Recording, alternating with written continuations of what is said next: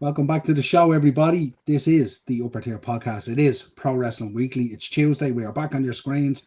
Plenty to talk about, I have to say, and loads to talk about. We're going to be taking you through Raw. We're going to talk about the GOAT becoming the Grand Slam champion. What a final night in Boston, I have to say. We're going to be talking about Drew McIntyre getting suspended and why. We're going to be talking about GoFundMe's in wrestling, dare I say. We're going to be talking about, is WWE beginning to cool off from this current height of the cycle that it has been on? We'll get your thoughts on that. We're also going to be talking about the Montreal Screwjob for the week that's in it. And we're going to be talking about how we kind of felt then, how we kind of felt as we went through, and how we kind of feel now about the Montreal Screwjob and how it changed the face of pro wrestling history and the trajectory in which it was on, of course. And we're also going to be giving a few little things out. We're going to be asking you if you were throwing a huge celebration, whatever it is, your wedding, your 40th, your 30th, or 21st, whatever your big celebration would be, you've got to pick 6 wrestlers to attend. Who are your 6? Have a think about that. And I also have for the month that's in it as well a Survivor Series slide with a selection of wrestlers.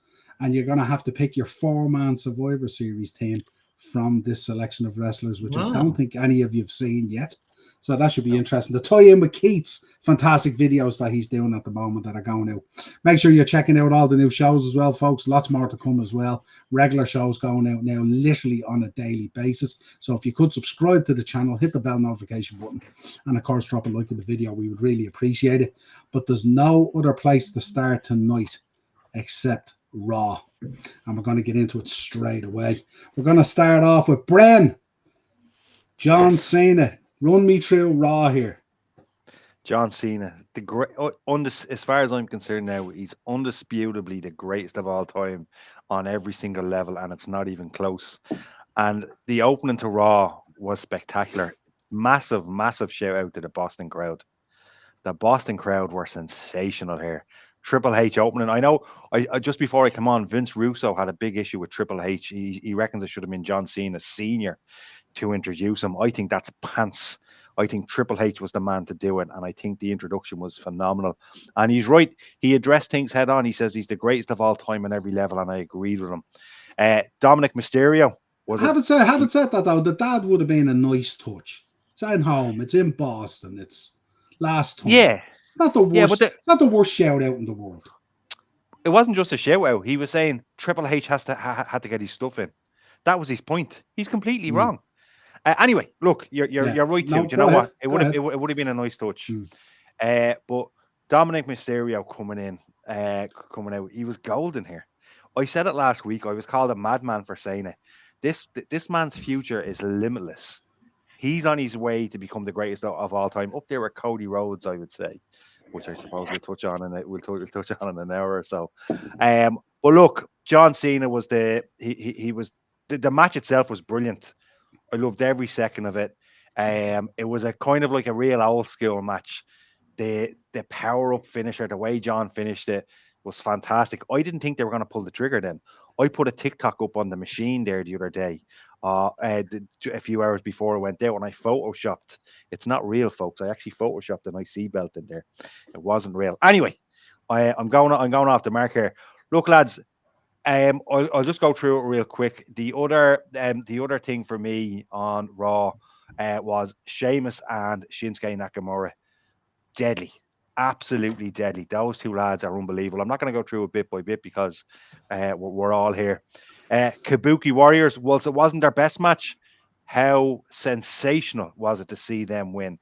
I adore the Kabuki Warriors. This was top class. I loved every single second of it. Go ahead. And then I'm looking at Keith's face, Brent. That's all I'm saying. I'm looking at Keith's face. Exactly. Like, oh my. Well, I actually want proof that Keith's TV isn't in smithereens and he hasn't put his boot through it after this episode of Raw. That's all I'm saying. But go ahead. Well, I have a feeling I'll agree with him on something. But to top it all off, the pop when Rhea Ripley came out, it was just brilliant. And look, last two things I'll mention. The two mentions of War Games was sensational. William Regal, War Games.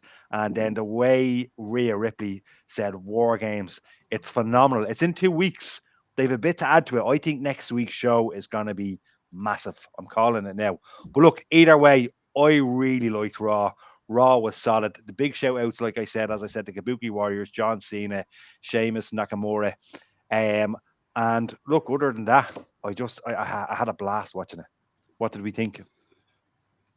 I'm going to go to Sean Mack next, the other representation for John Cena on this panel. Sean Mack, I couldn't go to anyone else before I go to you. John Cena. Yeah, just tremendous, wasn't it? Could have done without Triple H at the start. I feel he insisted upon himself a little bit. You know, John Cena opening Raw in Boston for the final time, and the first man you see is Triple H, and he gets some music to play, so a bit much. But Cena's promo was good. I like how he further elaborated. I don't get to choose the dates. I don't get to choose the opponents. So he's saying this is not my fault. Triple H ruined my retirement tour.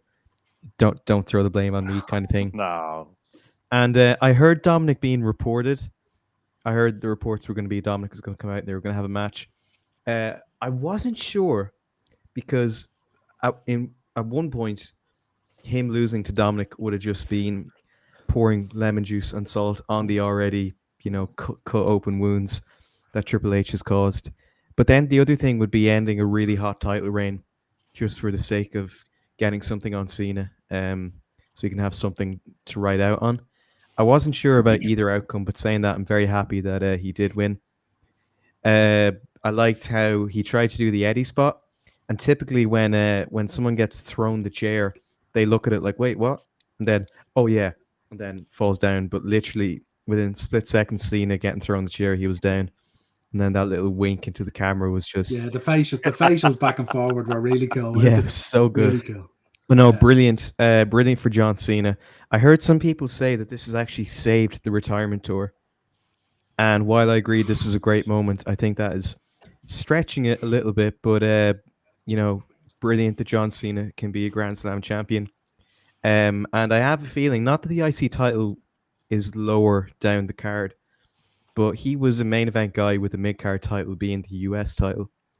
And he made that a really big deal. So possibly now that he has the Intercontinental title, he'll make it a big deal. And it makes me presume that whoever wins this tournament, the final match will be for the IC title. So Cena really, closing a chapter while opening someone else's, I think is a really nice, unselfish touch. And I don't think it's a big loss for Dominic because he, was in the wrong place at the wrong time. There's no Judgment Day interference, so that couldn't save him. But he still has his AAA title. It's not like he lost both of them, so it's not the end of the world for Dominic. But this was a really lovely surprise for John Cena and a very nice way to kick off Raw in Boston, I think. Grand Slam Cena, now not only the Never Seen 17, but Grand Slam baby. He's held every single title in company history. I mean, very few people can put their name on that, and I don't think you can call yourself the greatest of all time unless you've done that. So, yeah, two things I'd pick up there on. One, first of all, the failure of this farewell tour is firmly planted at the Rock's doorstep, not Triple H, that's for sure. That would be one that I would put out there. And the other thing I was thinking, how the fuck is it taking so long for John Cena to become an IC champion? This is ridiculous to think that it was like 21 years and this guy never held an IC trap. It's insane.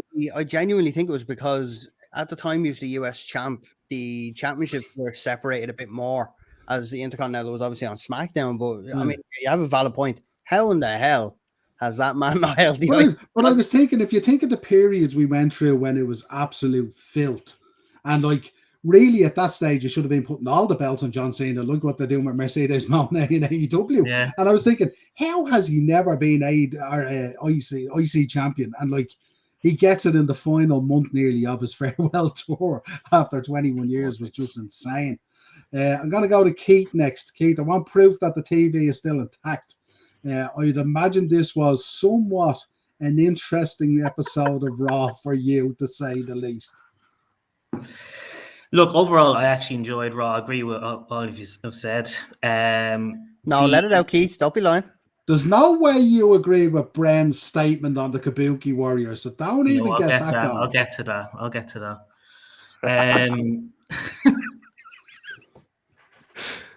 Right, I'll get to that. It's a fucking travesty. I'm sorry. Jesus Yes. Christ. Like, I'm Yes. sorry. Jesus Give it to him, Christ. Keith. Don't hold back. Give it to him. I even texted Dave saying the Noodle Squad got the fucking titles, for God's sake. Like, What do you mean the Noodle Squad? Oh, You're a racist now, that's Frother. rough. Yeah. That's a terrible thing to say. I mean, That's great. It's over 18s now on YouTube. We're going to get less views. yeah, on we're TV. past 9 o'clock, I Good think, so we're Lord. all right. So, look, the match itself, I would rather have Charlotte and Alexa Bliss held on to that title. Like, they're far more better than those two. They were doing really well, actually. They were doing really, really well. Look, overall, like I'm a big fan of Damian Priest. I love Damian Priest, but this whole tournament thing, I just think it's a lazy booking, to be quite honest with It's you. filler.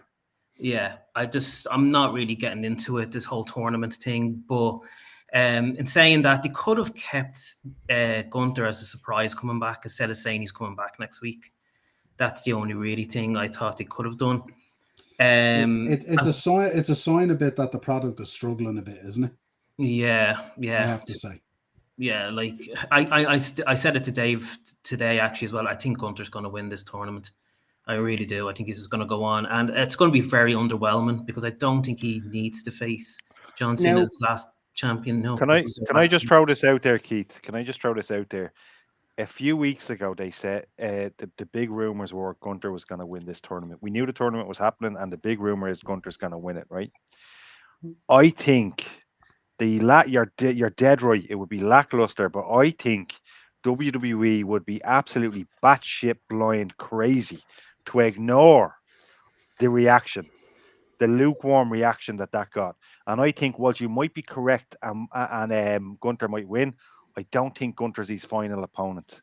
There's just that's more kind of like living on a prayer kind of a deal. So who do you think it could be? Jericho or something like that? Brian, I've got a theory. It's not going to be Jericho. It's Jericho. Jericho's on contract until the end of December. It's not going to be Jericho. I've got a theory, right? I've got a theory. John Cena's won the IC title off Dominic. There's only one other person in that tournament that needs a IC title to be Grand Slam champion. Sheamus. Right? Sheamus. Why not have Sheamus as a final opponent and have a Grand Slam, give it to a Grand Slam?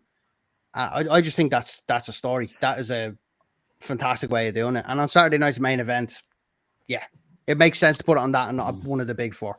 But again, it's John Cena's last match, and I think like I love your idea, and I think in any other circumstance, it's perfect, and I think Sheamus deserves the Grand Slam. I even say Sheamus probably a little bit less underwhelming, but would be almost as underwhelming as Gunther. That's my opinion. More deserving. More deserving, but I get where you're coming from. You know what we've seen with the booking here, especially with this 16-man tournament? Probably what they're going to go with is they're going to have a final match, whoever it is, and Cena's going to retain the belt. He's going to lie it in the middle of the ring like the UFC with the gloves and all. And he'll take off the wristbands and everything else and all, lie them on the belt, and he's going to walk out of the ring and sail off into the sunset. And we're going to get an IC tournament that's going to pad out the booking throughout the winter. This is what's going to happen. I can see it already because you know what? They're turning around and going, let's throw 16 lads here together, slap it up, and there we go. We have our creative for the next 8 to 10 weeks, padded out half the TV shows. You can see what they're doing here. It's insane. It's the laziest booking I've ever seen. Do you think Triple H is under a pressure that we're not aware of? Because it was going so well for so long, and now it's safeguard after safeguard after safeguard. Do you think he's getting pressure from other areas, or what's your opinion on that? I think Triple H has been under pressure since the day he said yes to Steph at the altar. So I don't think it's just now. Let's be honest here. If you marry a billionaire, you're under pressure straight away.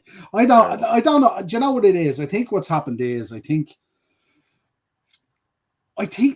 everyone has faced everyone at this stage. And I think the farewell tour has overshadowed at times a lot of stuff, but being underwhelming at the same time and not hit the levels that they thought it would hit. And the shenanigans and the snakery of Rock not showing up when he should and backing out of things when he should and giving us, dare say, a little bit more information that we're probably deserving of to change our opinion. And I think a lot of that has happened. And I think now they find themselves in a very peculiar situation where they're staring down the barrel of life without John Cena, which is like an unbelievable hole in the company and in the finances. And then they're staring at AJ Styles as well, not too far after. And I think they're looking at a lot of these guys. We spoke about it last week and the week before on the show. Keith raised it as a topic about the roster aging out. And is there people there ready to step up? And I know we talk about, Brent, we have banter about Cody all the time. We all do in the WhatsApp group and stuff like that. We all know how good Cody is. It's always just banter and stuff like that. But Cody Rhodes or Dominic Mysterio or any of these guys will never step into that realm of what John Cena did for this company and what he created and what he generated and everything. No matter what they do. It doesn't matter if Dominic Mysterio works 24/7, 365 for the next 20 years. John Cena is just a generational, once-in-a-lifetime thing. And we know that because when we do this watch-along, this panel is going to get very emotional that night. There's no doubt about it. And I did already. I did a video during the week on the farewell tour, and I expressed how sad I was at how this had gone for numerous reasons. You know what I mean? And I expressed how important John Cena alone has been to my life and my family and my business, let alone me just as a wrestling fan. And I just thought that it was deserving of so much more. Did I enjoy last night? Absolutely. Did I think it was great? Absolutely. Should I have taken to this point to become a Grand Slam champion? I don't think so. But there you go. It's there now and he has it. And I said it already. This last match has to be earth-shattering. This has to be where the earthquake and the volcano meet. And it has to be the send-off that's deserving, as I said on the video, of a guy who's put his heart and soul into a company for 20-odd years, showed up day in, day out, every house show tour, every Make-A-Wish, every single thing he's done. And like, the company has really let him down this year, really let him down on so many levels. And they have to go out strong now. And I think last night might be a little bit of making up for what's gone before it. A little bit of making up. And I think now they have, what have we got, 4 weeks till the last game? 3 more appearances, 4 weeks. So it's next week he's on, isn't he? Yeah. So it's going to be... Do you think an open challenge? Do you think he'll do an IC open challenge? Not if he's any respect for himself, because it will just look like, follow on from Sami Zayn, lazy booking. But I think there's too many of them, though, that open and challenge. I think it's getting a bit... The problem is on every level now, everything is a tournament or an open challenge or a new belt or a new ring or a new wasted opportunity. I look back at the 12 matches on the farewell tour. So poor, so bad, so dropping the ball, so everything. You know what I mean? And I said it. When we look back at John Cena's career in 10 years' time, what will we remember of this year except some really cool shirts? They should have had CM Punk and John Cena at SummerSlam instead of where was this? The key points, I think, in the farewell tour have happened on the most unflattering moments in the farewell tour, I think, And that's just my opinion. But we get back to Raw. Keep on going. Give us a bit more Raw there, and then we go to Dave. Yeah, so as you know, I love Stephanie Vaccaro. I watched the match. I'm glad, because I said it to you last week, they need to pull that trigger with Nikki now, because it's close to Survivor Series. So I'm glad they did that. The match itself was okay, wasn't the best. Again, with the Damian Priest and Rusev, there was the crowd was not into that at all, and I felt so bad for the two of them, because they are two very good competitors and wrestlers, But yeah, the crowd was not into it at all, and I loved, actually, Niall, you were correct there when you were saying that when the Logan Paul came out, and then when the Vision came out with him, they actually did look very, very cool together, I must admit, but I think that's just maybe for War Games, and I don't see that going anywhere else. I think once War Games ends, I think Logan Paul will do his own thing. He'll end up just disbanding and maybe just starting a rivalry with somebody else. Again, as I go back to the end, well, the Sheamus and Nakamura thing, it was a decent match, good match, but again, it's just a filler match for me. I didn't really care about it that much because I'm just not into this tournament thing that much. The start of Raw was very good. At the very end, I did like how they did the whole thing and how they created the whole women's War Games. but I would have had Bailey and Lyra Valkyria in it instead of Nia Jax. That's just my personal opinion. It's not too late. True. It's 4-on-4. It's not too late. There's another week of shows to go. Yeah, I hope they do put Bailey and Lyra Valkyria into that, because I think they'd be far better than Nia Jax and all that. That's just my personal opinion. I wasn't really that excited to see Io Sky back. She's a phenomenal wrestler. I think she's very, very good. I just can't connect with her. But overall, look, I enjoyed Raw. I'd give it about an 8 out of 10. It was very well laid out. William Regal was the highlight for me because I thought that was brilliant. But very, very good Raw. I can't really fault it. Dave. All right, Dave. Yes, Dave.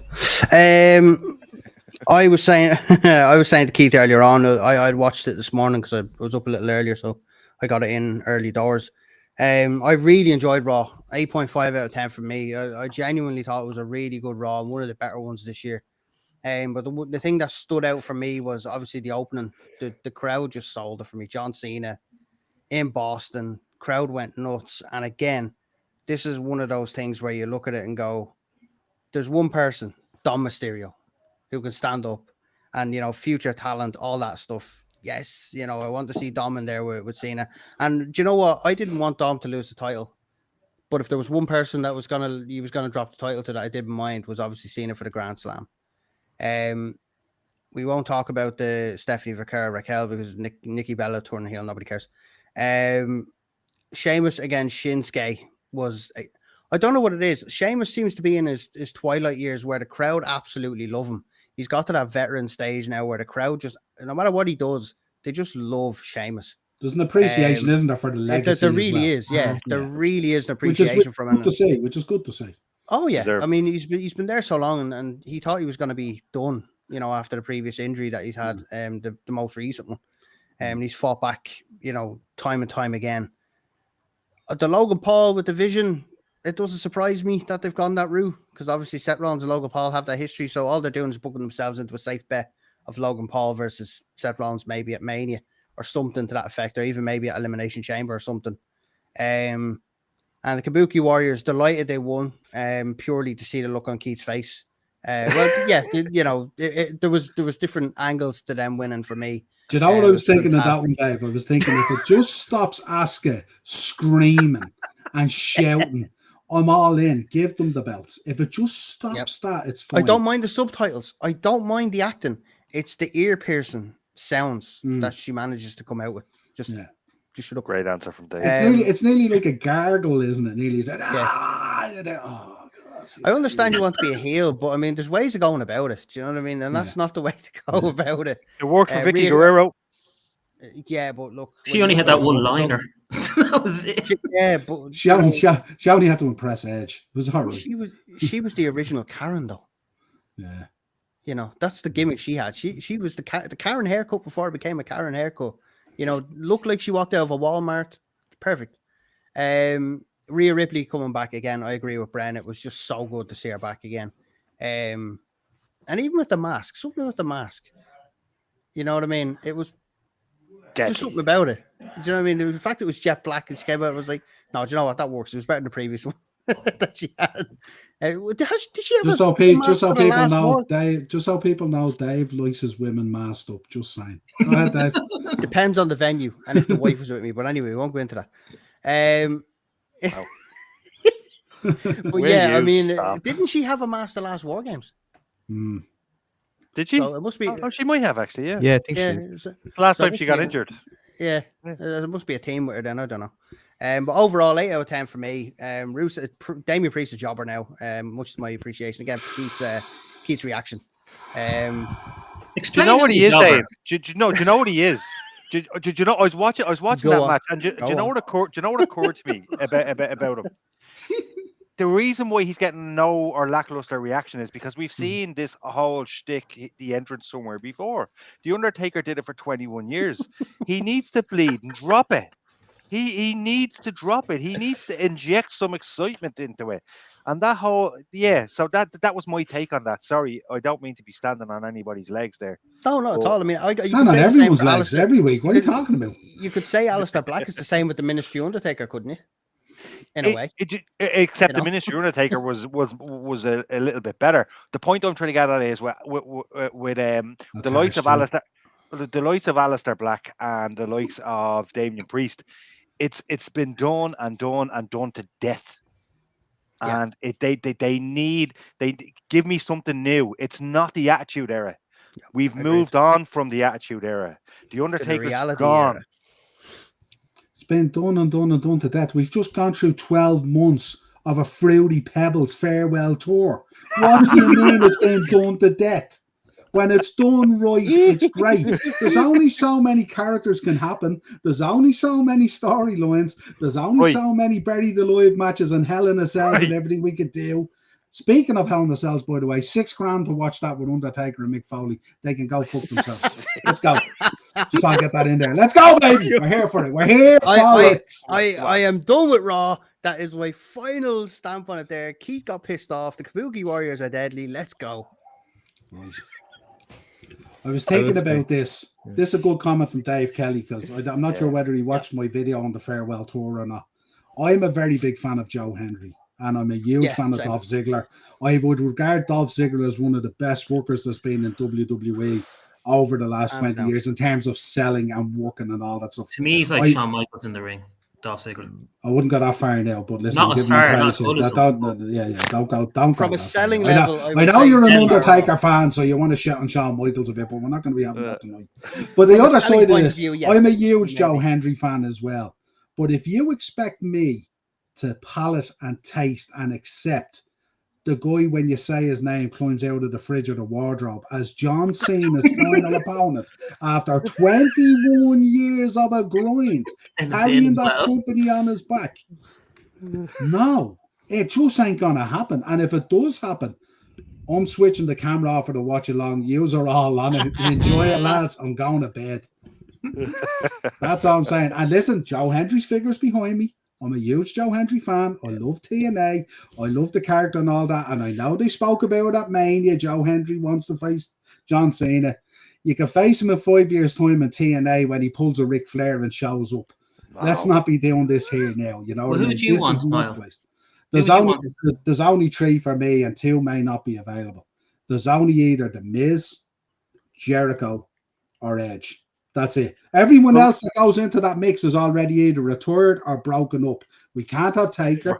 We can't have Shawn Michaels. We can't have Triple H. You know, the only other one you could possibly throw in there, and it would be insane, and I'm throwing it out there, no one's even mentioned it yet, maybe JBL. But that would be a stretch. You need someone who has a bit of history with this guy, who has something that's important. We've seen shades of it in the farewell tour. We got some AJ Styles. We got some Randy Orton. We got some CM Punk, whether we got them at the right times or at the right level of pay-per-view to make us care enough. Do you know who would have been good as well, Niall? Batista.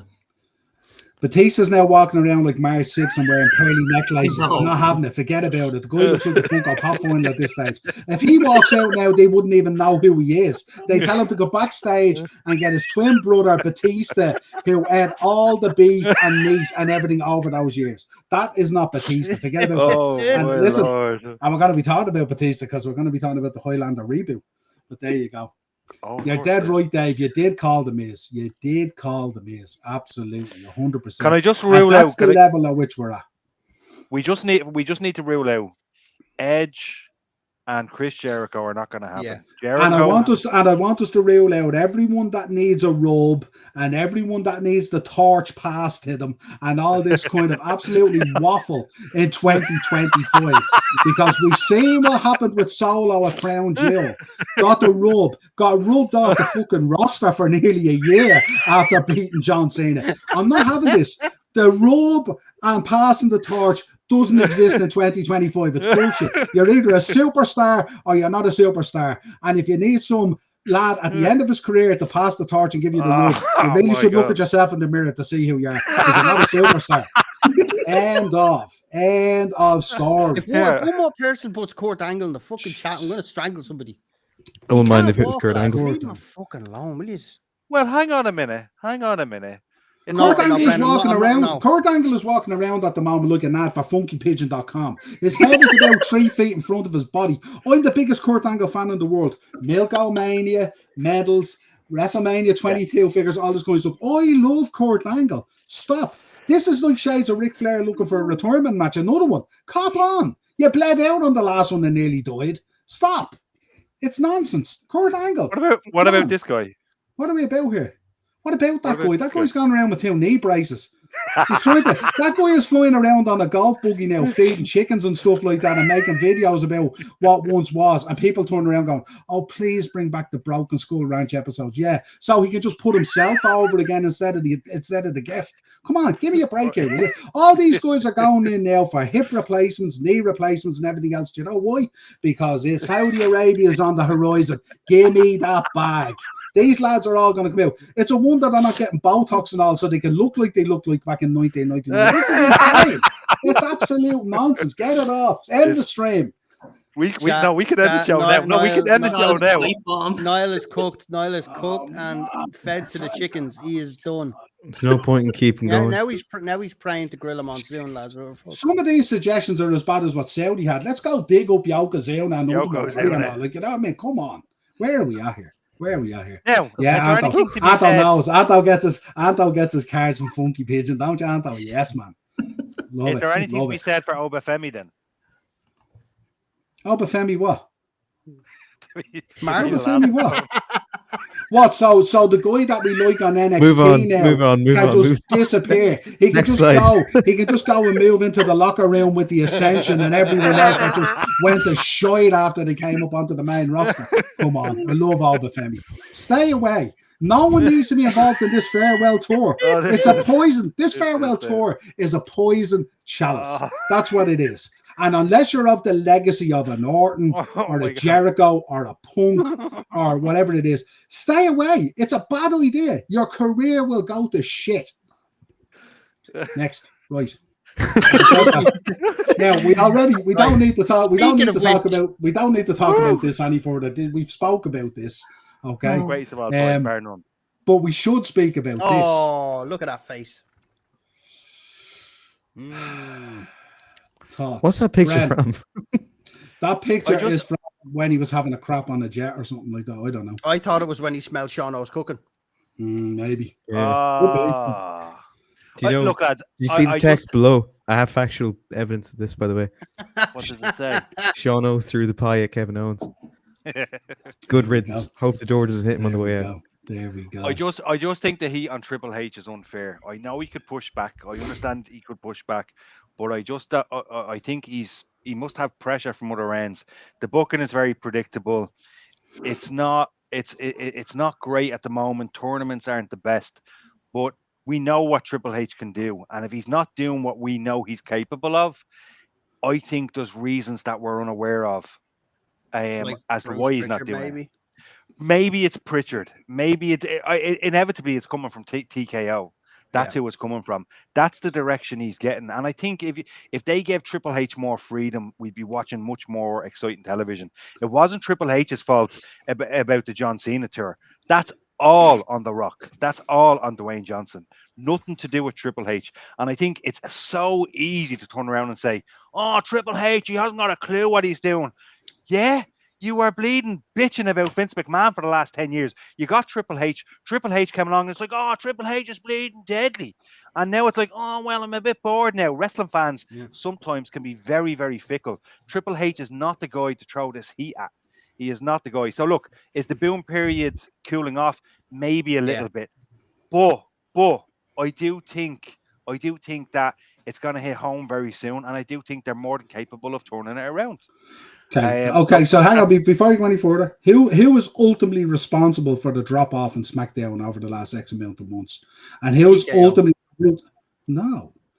ultimately responsible? And listen, you're coming from a guy. I'm a Triple H guy. I'm a sledgehammer guy, right? But he is the guy in the hot seat. He's the guy who looks after Michael Hayes and Road Dogg and all these other guys who are putting this stuff together. He's the guy that sits at the top of the table in a creative meeting. So he doesn't get a pass because maybe Road Dogg or whoever it is crapping on the pot or whatever it is. He don't get a pass for this because, listen, if he gets a pass at the moment because it's not good, how can we cheer him when it's good? So you can't have it. You can't just pick your wars. You know what It's I a mean? good You have point. It's a good point.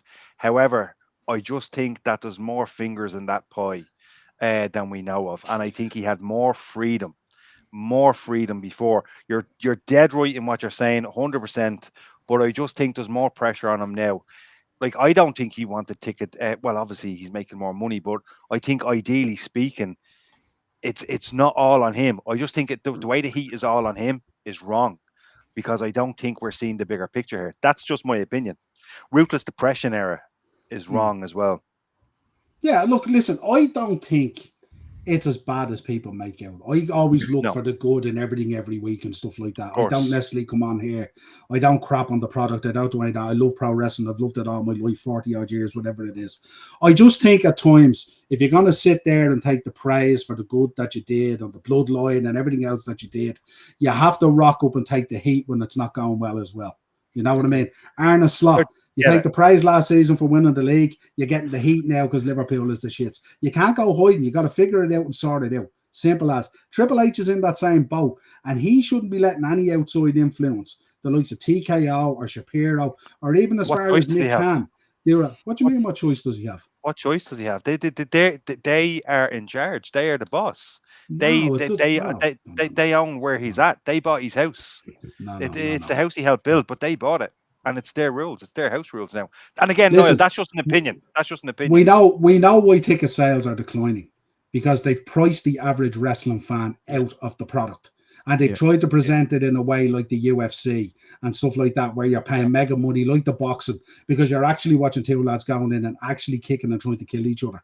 And what happens is they've tried to present that model in wrestling, which originally its history is steeped in the carnival business, and that the common man, the young, the kids, everyone could go and watch it. Tony Khan now presents that, but he gives us bloodbath, so it doesn't work. You know, it's the flip side of it and stuff like that. You know, but I just think you have to, like, if you're the guy in the seat, you have to be willing to take the responsibility. And if he's not in there advising these guys that this is going the wrong way, if he's not advising that those guys that asking someone for $6,000 to sit in a room with Foley and Undertaker and review Hell in a Cell is absolutely fucking mental. There's something wrong with the guy. If he thinks standing up on a stage with Undertaker at a podcast and toasting a whiskey with him costs you $2,000, there's something fucking fundamentally wrong with people's brains. And that's the issue that's there at the moment. Ticket sales are declining, but revenues aren't, because now the model that's out there now is we're quite happy to have half full arenas if everyone's paying 300 quid instead of full arenas at 45 quid. And that's the difference. And that's where they are now, and that's how they view it. And at the end of the day, the revenues aren't dropping because they're getting the bag off Saudi Arabia, who bid at 2.5 times more than what the nearest bid was for WrestleMania. Back the WWE jet up and load on those pallets of dollars all day long. And that's all they care about. They don't care about me. They don't care about you. They don't give a toss whether you get to Raw in Belfast unless you're willing to pay the piper. And that's the reality. And funny enough, I looked at tickets for WrestleMania coming up in Vegas next year, and those prices are way down from what we paid last year. So they know that it's happening, and they will react to it, because the bubble is about to get a pin put in it, big time. If you look so at I think they're going to turn it around. Sorry, Dave, for the way. No. If you look at SmackDown next week, I think it's next week or the Go Home show, there's less than 4,000 tickets sold for that arena in SmackDown, right?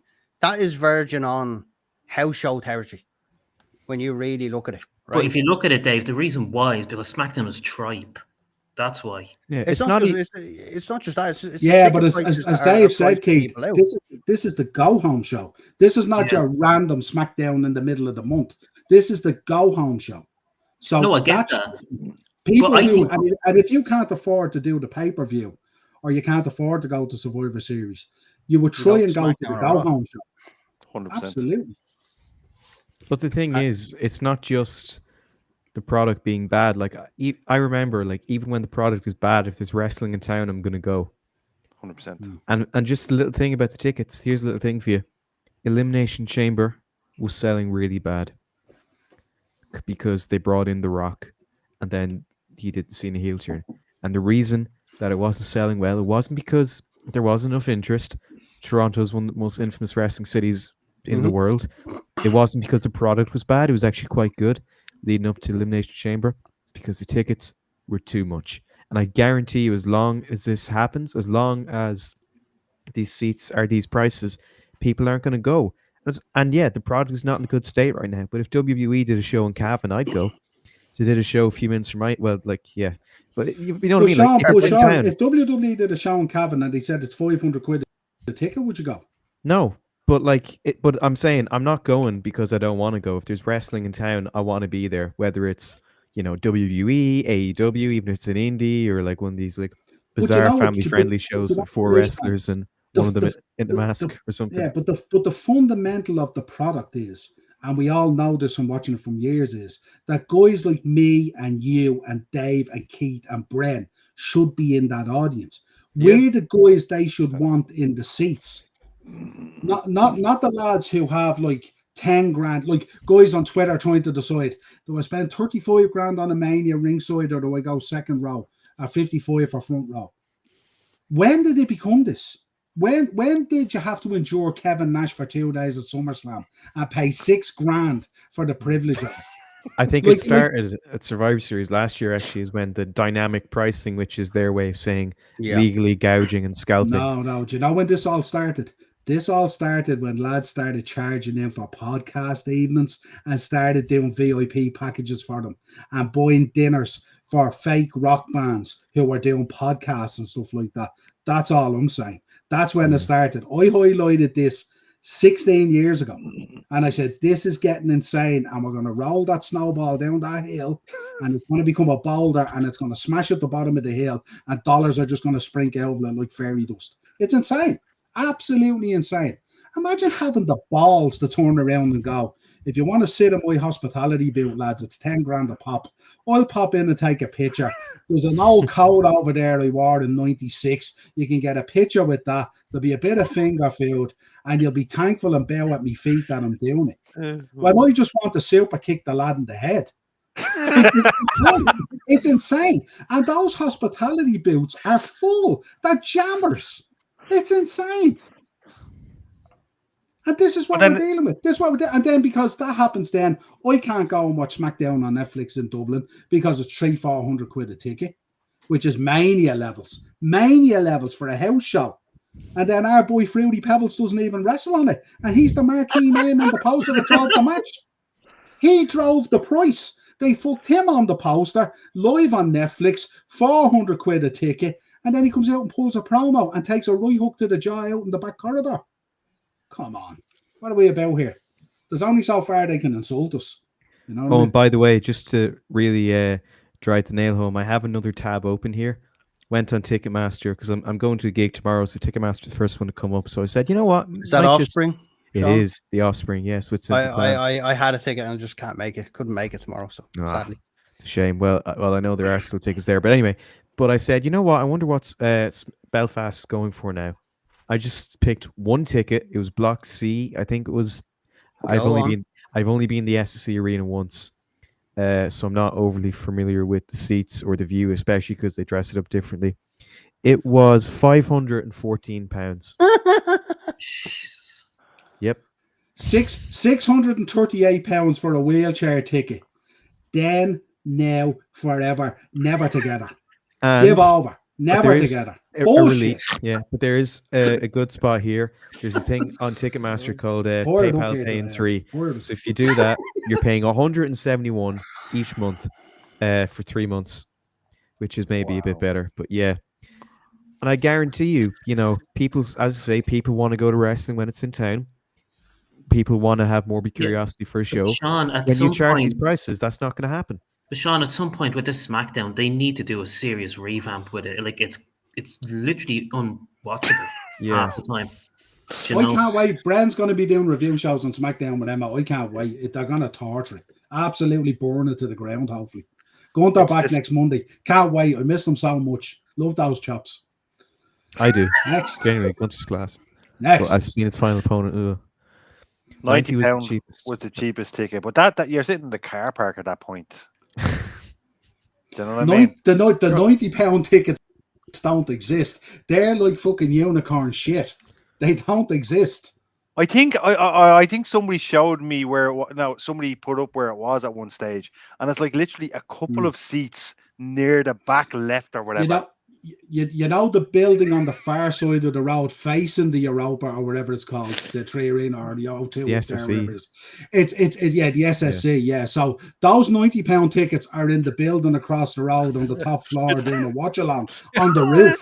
That's where those £90 tickets are. somebody's They're not in the SSC. That'd be a great idea for a It's stream, wouldn't it? Absolute nonsense. Watch along It's on the roof. nonsense, you know what I mean? Yeah, and if you want to actually get to see it, then you do one of those like Shawn Michaels entrance on the rope, and you zip line all the way down into the arena and hope that security don't catch you. You're saying this like that's a bad thing. I would love to do that. So That's such a great idea. So jarring, Right, so I think jarring. Right, just to let for your sanity, let's move on. My sanity's fine. I'm just fired up. Right, anyway, Drew McIntyre is suspended because he's going off to do the Highlander reboot, which I think is great. There's Batista looking a bit more like Batista, I would say. Beardy. There you go. He's beardy. Yeah, we just can't see the pearly chain under the beard. It's someone out of the Vikings, to be honest with you. Yeah, there's Anto. Right, yeah, those 90 tickets were in Lisburn. There you go. 100%, man. 100%. There you go. We probably are closer to the action watching it on Netflix than what they'll be in the arena, paying 90 quid for a ticket. There you go. But yeah, so good luck to both boys in the Highlander reboot. I'm really looking forward to it. I was a big fan of the original. I feel so sorry for Drew McIntyre. I just think he's just been so misbooked for so long. You know, like a guy like him. That'll change. That'll change. Keith, what I would say is he's not a prisoner. No, he's not. No, he's not a prisoner.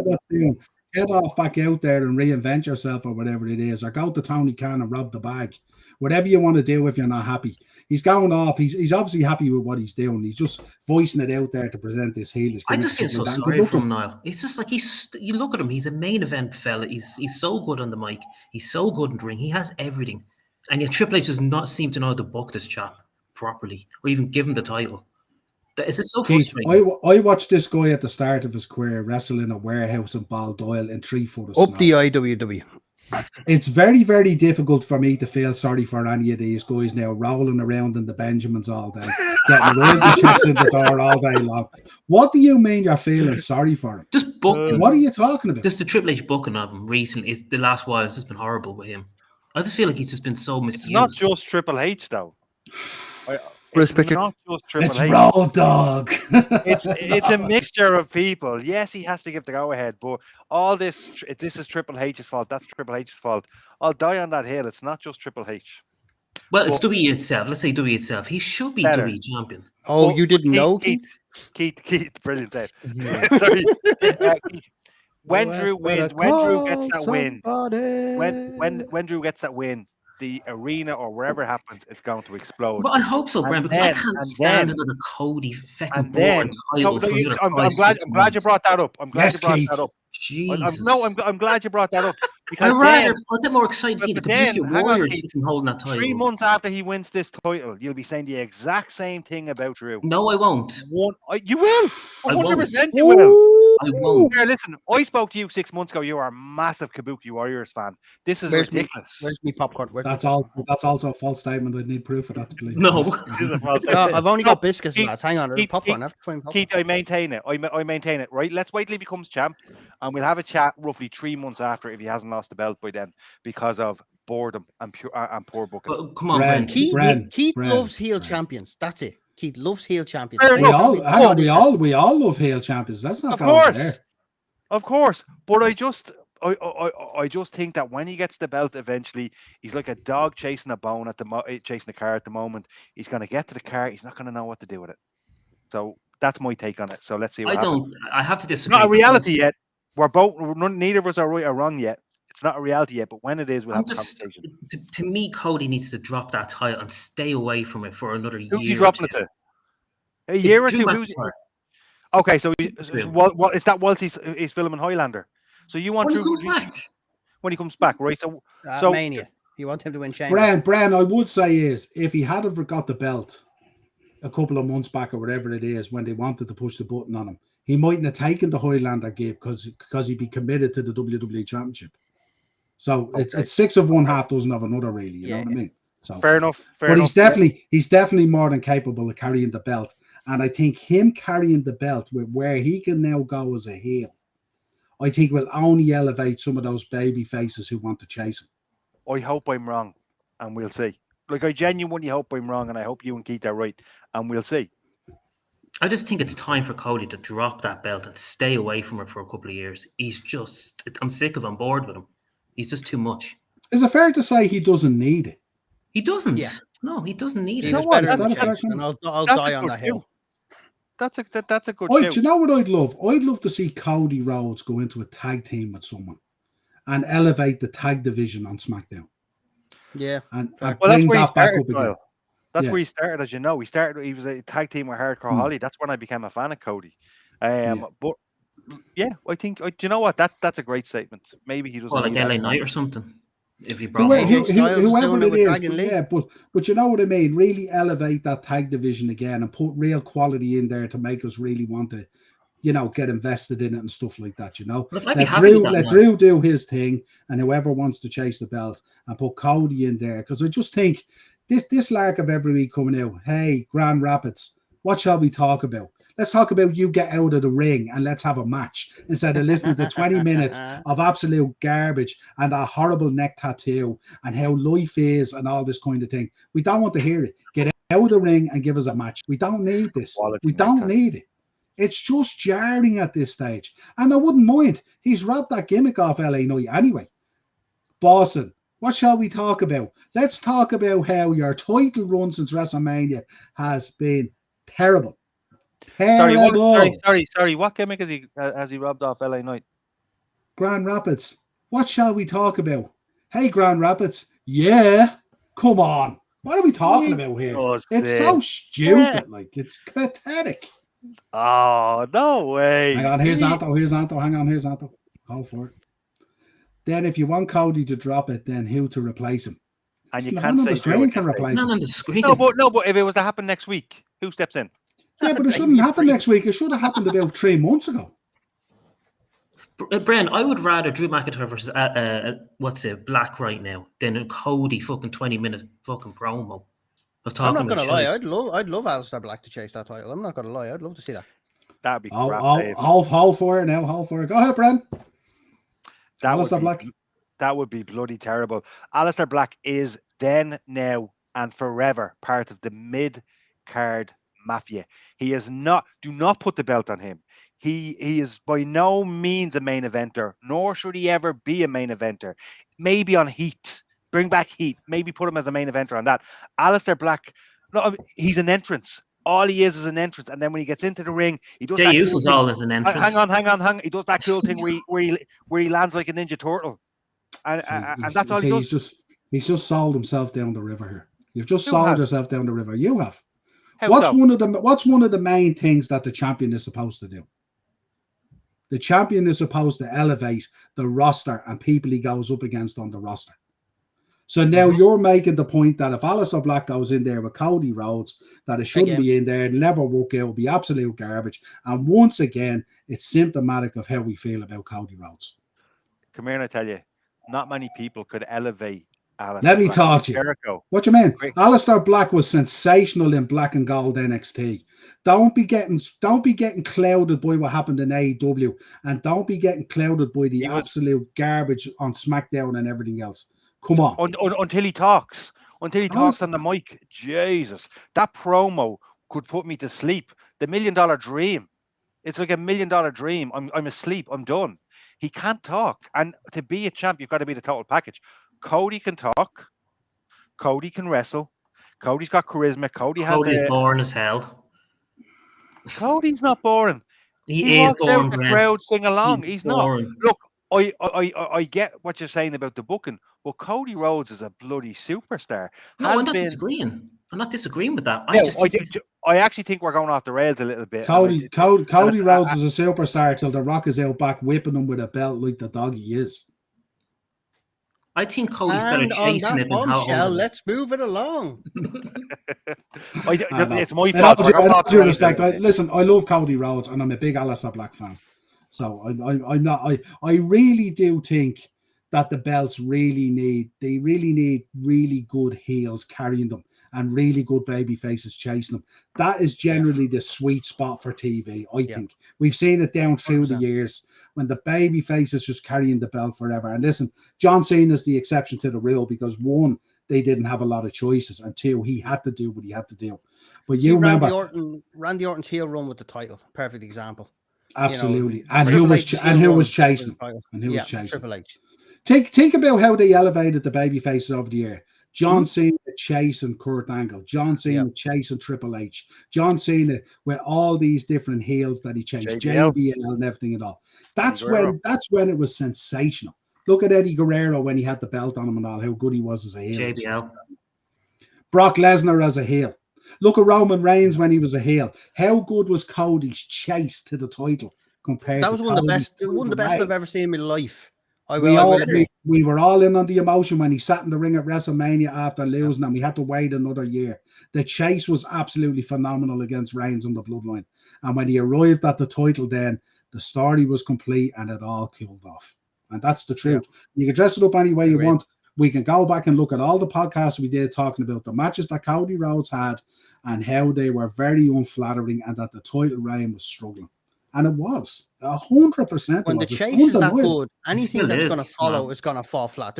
When you can't match the chase, if the title reign can't match the chase, you're fecked. And that's what happened there. People got so emotionally invested in the chase. When he got the title, they're like, oh, but he's got it now. So yeah. What's for dinner? Speaking of financials. Oh, man. This came up as a topic during the week, this GoFundMe thing, and it was retracted very quick and stuff like that because it was getting a lot of heat online. Oh, yeah. Sean Mack, thoughts? Yeah, it's a bit cloudy, the whole thing. Just Incredible 2.0, that's what it is. Oh, worse than you wouldn't see Just Incredible. Actually, you wouldn't see him trying to reattach his little heart monitor stickers, would you, on his chest there? On his hotel bed? Yeah. I'd love Just Incredible as a wrestler. It's a real shame he's to turn down that path. Anyway, we're not talking about him. We're talking about Ridge. I sympathize with him a lot for getting released, and worst of all, getting released under the circumstances that he did, and the fact that he's not able to rely on enough money from the WWE or any money that he made from WWE to live his life. I remember Roddy Piper said wrestling has no exit plan. And when you see like what's happened here, it's very clear that's the case. I think this is made the importance of asking your parents before doing something silly on the internet. Now, if Ridge Holland was asked by a family member to make a GoFundMe, he said, I could do with the money. I really hate to do it, but yeah, that would be great. There'd be no issue. And like we as fans in the past have stepped up and supported those wrestlers who have set up GoFundMes for medical costs, funeral expenses, anything like that. Just be honest. That's all we ask. Me? Oh, sorry. No. Like, yeah, good. I thought you'd say that. Come on. Because from a wrestler's point of view. He was like, what? Yeah, no. Dave, you little heel. Still better than Cena's heel turn. Let me talk to you. What about Jim? What did you feel about Jinder weighing in, going, maybe the company should do a better job of babysitting these children? What the hell is that about? Maybe the company should do a better job. Maybe he was too happy being a goodie. Maybe he was too happy about being a goodie bag for India that never worked out. Yeah. Maybe they should do a better job of taking care of their independent contractors. They're on the road almost 360 days a year. Very least you can do is. No, he's not DJ Casey, I think, isn't it? Is it Carey or Casey? No, Carey. Yeah. God, that'd be some gimmick. Imagine him in the wheelchair, like Kevin Nash. And then imagine DJ Carey and OTT. I don't know. I don't know what wrestlers earn at this kind of level. But I'm sure they earn decent money, But I think the issue here as well is that, like, you should be planning, your financial situation very carefully as a professional wrestler and an independent contractor, because like everyone, the day eventually arrives where it's time to go. Investing in the business that we knew about. Brenna's wearing the t-shirt there. You're a cog in the wheel. They take that cog out, they put another cog in, and the wheel keeps spinning. But you have to prepare for that you are disposable, that you are an asset when you're on top and when you're doing things and when you're selling merch and social media and all that kind of stuff. And this just, I think the reaction to it got a bad reaction, and I think that's where this kind of came from. I don't have any problem with Ridge Holland at all. And hopefully he's all right, and I wish him well in his recovery and all that kind of stuff and all. And no doubt he'll go out on the independent scene and he'll do okay. But I think it's just, you know, to expect WWE, like when WWE did the wellness policy, we all frowned on it at times, thinking, here's Big Brother now babysitting the roster again. Do they really have to do this, or should people be taking responsibility for themselves? This is another statement here. Do these people need WWE to be holding back 40% of their salary and investing it in TKO or whatever it is, so when they leave, they get a payoff or whatever it is? And because you're investing in the parent company, maybe it inspires you to go that bit further, to put in that extra 150% that will maybe affect the share price, because all these boys and girls on this roster affect that share price one way or another. And I think maybe that's what they need to look at, or they need. See, the problem is if WWE starts putting these things in place, then it calls into question whether you're an independent contractor or whether you're an employee. The same as when they talk about the insurance and everything else. And I just think, I think sometimes when it goes bad, we look at it and we go, that's terrible. We seen it with Ron Killens during the year when he got released. We all felt bad about it, came back. But I think sometimes people have to stand up and take responsibility as well for their own actions and stuff like that. You know, you have to cut your cloth. You have to look at the lifestyle you're living. You know, when you go get your hire car, are you getting the Merc or are you getting the Skoda? You know, what is it? You know what I mean? There's various ways of doing this. Some people are very fickle with their money and some people are very careful with their money and they plan for it. Like, you think about it logically, I have no doubt, and we spoke about him earlier. Take, for example, Sheamus. There's no doubt the likes of Sheamus and Finn Balor and people like that are set for life and they're very careful with their money. And I don't think if any of those guys was going out on an injury and leaving the company after 3 or 6 months of that injury, would have a problem with their finances. And I know they're operating on a different level and a different structure pay, but they're probably also operating on a different level of lifestyle and stuff like that as well. Yeah. And it's all relative. And while I feel for guys and stuff like that, and we have seen guys come out of this business really struggle financially, and we hate to see it and stuff like that as well, especially with the efforts they've put in. David Otunga brought out some good videos on that. They're worth watching, about the whole independent contractor thing. He completely he pushes back massively against it, and he makes some really good points as well. But if you have a chance, check out the David Otunga videos on the whole independent contractor thing, because he does make an awful lot of sense. Obviously, he's a Harvard-educated legal guy, so he knows the whole situation with contracts. Surely, Dave, He's been like that. It's been like that since I know. forever. Surely, but every time someone's someone's tried been legally tackled at this stage. Every time someone's tried to, Vince has put up his wall of lawyers to beat them down, to the point where if you can't financially support your own legal team and your own legal costs, they'll just wear you out. They have a bottomless pit of money. Do you know what I mean? Raven tried to do it with a whole heap of people. Yeah, but see, they've a problem as well, because if you take, for instance, 100 people on the roster, male, female, whatever it is, like John Cena doesn't have a problem being an independent contractor. These people who are at the top 20% that are earning massive money and stuff like that, the Roman Reigns, the John Cenas, the Charlotte Flairs, the Becky Lynches, the Seth Rollins, who have put in the graft and who have risen to that position in the company, they don't have a problem being independent contractors. The people who have a problem being independent contractors are the people who didn't reach that level. And we know there has to be different levels. That's what makes a roster. That's what makes a show. Not everyone can be John Cena. Not everyone can be main event. But you do have to protect your financial position at whatever level you're at. And all these people know, and especially, and no disrespect to who's on the screen there, but if you're a Ridge Holland in there, you know personally at any given time, your job could be on the chopping block. John Cena's job is not on the chopping block. Charlotte Flair's job is not on the chopping block when there's cuts and stuff like that. But Ridge Holland falls into that spectrum of wrestlers that could be on the chopping block. And you have to prepare that maybe that conversation happens one day.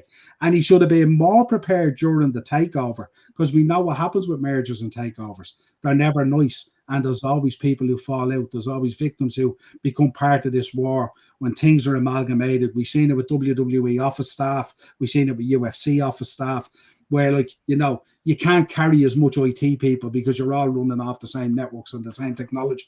So only so many people can run a network. Yeah. You know, social media, all that kind of stuff. If one guy's involved with a group of people and they run the X accounts, you can't have all these guys running the X accounts and all these guys running the X. It's the same on the roster level as well. And Ridge Holland would have known that he would be in that quartile of people that if they did look at making cuts, he might be in that space. And if you're in that space, if you think that you might lose your job in the next year, you're not spending. You're not you're not doing stuff. You're being really frugal with your money. Just a side note on that, Niall. He spoke to my mate Bubba Ray there during the week. And basically the conversation he had with him was, and I only seen a clip of it because I can't watch that other guy for any more than a few minutes. Anyway, point is, he said for his last year of his contract, he took a 58% pay cut. And he bet on himself. And then he got injured. Now, this doesn't justify it. It doesn't. I think you're dead right in what you're saying, but it's just basically probably where his frame of mind was. He wasn't prepared to leave. He was betting on himself, and it ended up being a big mistake. I think, unfortunately, Ridge Holland should be a lesson to everybody in the locker room now. Yeah. But this last year of taking a 58% pay cut to bet on yourself is not the issue. The guy's been in the company 7 years, I think. This is not a 2025 issue. This is I've mismanaged my money issue. Yeah. I have not prepared for when the day might come. Every time they step through the ropes, Bren, it could be their last match. A knee injury, a back injury, a neck injury. Look at Big E. Yeah. You know what I mean? And I don't mean that way, but I mean financially how things have gone. I know Big E has stepped in and he's now doing shows and kickoffs and he's still involved and he's still earning and stuff like that and all. But you have to prepare that might happen. And I'm sure that's in the back of every wrestler's mind every time they rock up for a match or a pay-per-view and stuff like that. Yeah. And this is not an issue for 2025. This is an issue for the last 7 years that's been in the company. And that's where my problem lies with it. The average salary, right, for WWE main roster minimum salary, right, is $350,000 a year. Minimum on the main roster, right? Keith, tell me how you feel. Keith, tell me how you feel. Sorry for these people. Go on. If you have $350,000 a year before tax, and you know that you're going to struggle, like Triple H said when he signed for WCW, I'm going to starve for a year, right? On whatever it was. That was only $52,000 at the time. Probably about the same now if you include inflation, right? Financial literacy has never been a thing in wrestling. Nobody ever teaches it. Financial literacy across the whole of sports has only been a thing in the last 5 to 10 years. You look at football, baseball, NFL. How many of them players go broke or chase the little pundit salary that they need to get? You look at the likes of Tyler Bate, Pete Dunne, Ludwig Kaiser. Lads, we need you to do this. If it keeps me on the roster, if it keeps the money coming in, I'm going to be Los Americanos. I'm going to get on TV every week. It does, like, these guys know. But Dave, we know what happens to these NFL guys and NBA guys. They keep on living the $50 million salary a year lifestyle. They're still partying. They're still sitting at the pool in the bathrobe, getting the grapes fed to them by the waitresses and the waiters and all this kind of stuff. They're getting their slippers put on them and all from being heated. They're getting the doors opened in the Rolls Royces. They're flying around in jets and stuff like that. And that's when they go broke. And that's the issue. The issue is you don't modify your lifestyle in relation to your earnings. And that's what happens. And the people who don't feel this are the people who are clever enough to know what to do. Yeah. Like, John Cena is finishing up next month. Would we be expecting a GoFundMe from John Cena? You know, let's be honest here. You know what I mean? And listen, I'm not saying it's the same level, but I'm saying it should be the same mentality. John Cena is a workhorse. John Cena, you know, a lot of these guys just sit around and catering, pity party, happy to just show up and take the check. And then when they're released, they're going, oh, why did that happen? How did that happen? I'll tell you why. Because you're less invested in yourself than what we are. So why this is happening. It's nonsense. It's like And then they Jinder want Mahal. us, That was and then exactly they want us to take pity on them and go, "Oh, why always me?" Stuff thing. We've seen it. Karrion Kross is a prime example. Yeah, agreed. You know what I mean? It's Great, crazy, great, and I love great that example. guy, and I think that guy has huge potential and stuff like that. And he's going out there and he's crying week in, week out into YouTube, looking for the sympathy vote. It ain't coming, mate. Go out there, reestablish yourself, reinvent yourself, and come back in and do something. He's You his know what own I mean? worst enemy. That's the end of that. For Stupid, Karrion and Kross. this is the same thing. And the fact that this statement came out going, "Oh, I shut it down, and we're going to send the money on to charity and stuff like that," that makes me think one or two things. Do we think that He's not going to will? do that. And like, well, whether he's going to do it or not is irrelevant. The fact is, the heat that was coming on it, they obviously didn't expect, and that's And what. also, happened. Chelsea It's Green just- is helping him out with $1,000 a month or something. I don't know if you've seen that. Yeah. So Yeah. Anyway, Sure, Matt Cardona's delighted about that. he's paid for the toy room, hasn't he? The basement and all that. Oh, I'm sorry, that looks class. It looks deadly, look to be class. fair. Right, let's quickly dive in because we have a couple of interesting things to go through as well. Let's dive into this. Montreal Screwjob. I did a little episode on it and stuff like that. Thoughts, Dave? Kick us off. I'm going to kick us off by introducing Keith in to kick us off here because Keith loves the Montreal Screwjob. This is one of Keith's defining moments in his WWF/E journey. So Keith, take it away. Fandom. That's the one. like, Go ahead, Keith. what more can we talk about, really? Like, do you know, if it's now, it's just. Beating I it down. don't- So no. The way to start this way, you're a Brett guy or a Sean guy. Let's divide the Oh, lines Sean here. guy, because Sean is my second favorite of all time. So, you know, Sean for me, yeah, like back then, Sean was a dick. You know, back then we all know that. Looking at it now, Brett is still a bitter old crone about everything in life. So, do It's you hard to know? argue with his recent comments that yes, Brett is a bit of a moaning Michael, as we'll call him. Keep it PG for a couple of sentences. I personally, with me, the Montreal Screwjob is one of the most defining moments in wrestling history for two reasons. One, it shattered kayfabe out the window in a time where kayfabe was still hanging on by a thread. No, I think that happened Because- before then with the whole Madison Square Garden. Even then, maybe, and even back to when Iron Sheik and who was Hacksaw it? Jim Duggan. Hacksaw were doing naughty things in the car. You know, Isn't it mad how we believe that the good guy and the bad guy literally within 2 minutes walked out of the same car? yeah. Isn't it mad to think that really, isn't But it? Like, that they weren't boxing the head off each other behind the curtain before. It's one of those things that I personally love it because this is an escape for all of us. We want to dive into this world and forget the outside world. What we believe in here is different to what we believe out there. But the Montreal Screwjob was big because it was two egos who couldn't see eye to eye exploding right in front of you on camera, in front of a live audience of millions of viewers worldwide. And we got a front row seat to see these two egos explode against each other.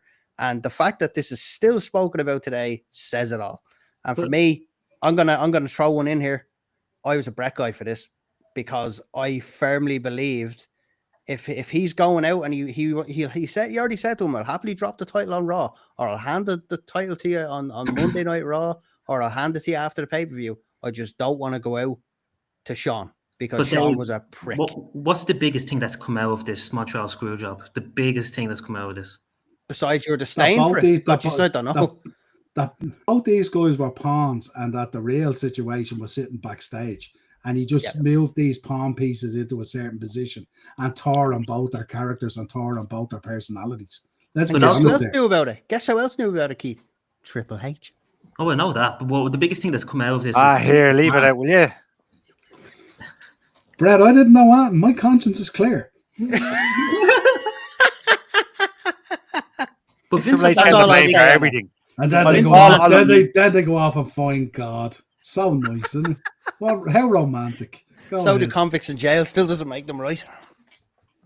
Wow. But to me, like, Vince McMahon is the biggest thing to come out is because he's the biggest character and heel of all time.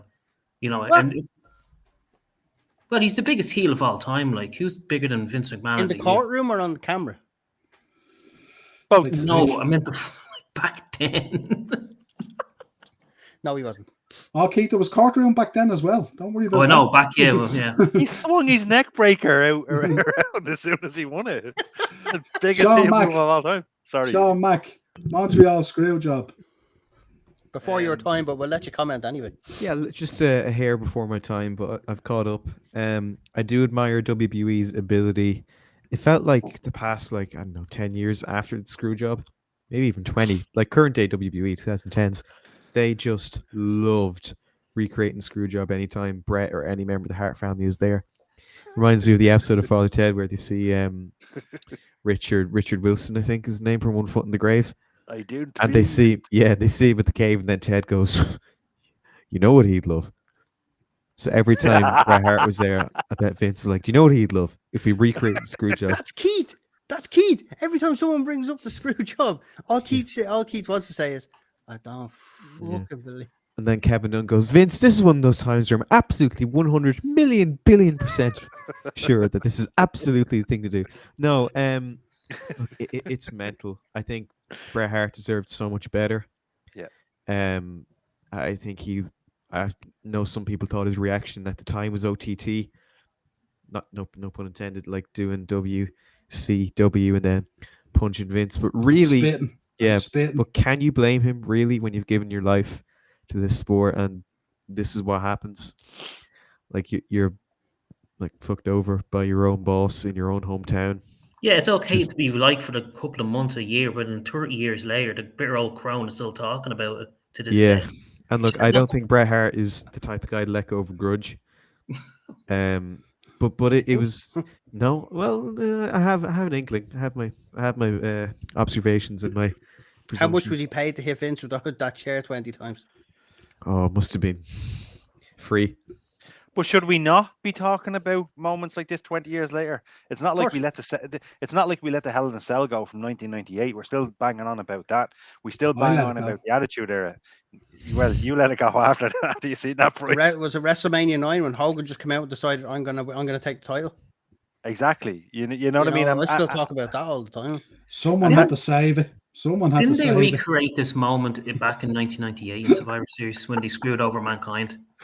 Or am I wrong there? You are? Say that again.